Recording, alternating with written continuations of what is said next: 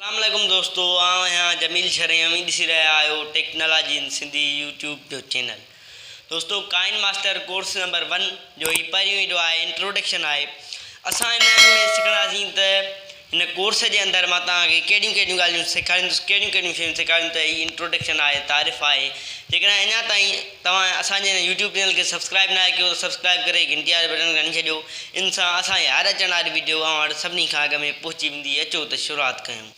तो दोस्तों, ही काइन मास्टर जो है तो एक वीडियो एडिट सॉफ्टवेयर है जैसे मोबाइल ज़रिए असां पंहिंजो वीडियो एक जेन्युइन तरीके से एक प्रोफेशनल तरीके से असां पंहिंजो वीडियो एडिट करे सघूं था। इनमें कहिड़ा कहिड़ा फीचर्स आहिनि, हिन जी जेका मेन सेटिंग आहे, सब खां पहिरियां त असांखे हिन बारे में ख़बर हुजे त हिन जी मेन सेटिंग कहिड़ी आहे, उहा कीअं कबी। अचो त सब खां पहिरियां हिन जी मेन सेटिंग कयूं। मां तव्हांखे वठी थो हलां मोबाइल जी स्क्रीन।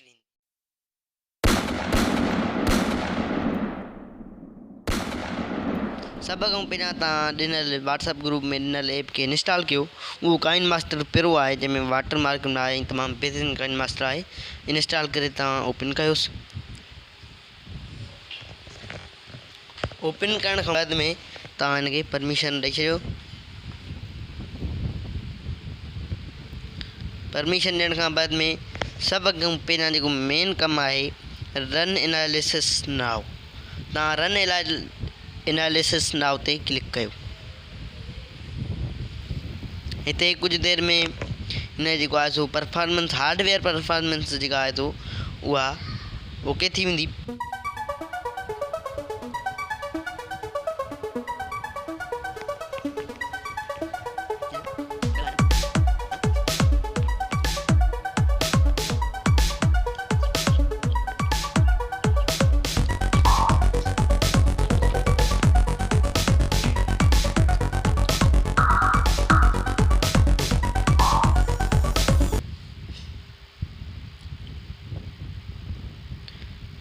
तो दोस्तों, तव्हां ॾिसी रहिया आहियो त हे ओके थी चुको आहे। ऐं हाणे असांखे शो रिज़ल्ट ते क्लिक करिणो आहे।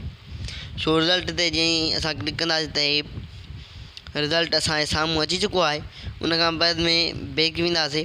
बैक वञी करे थोरो स्क्रोल डाउन कंदासीं त हेठि लिखियलु आहे advanced and experimental setting, continue anyway. ऐं हिननि सभिनी खे अनेबल करे छॾींदासीं।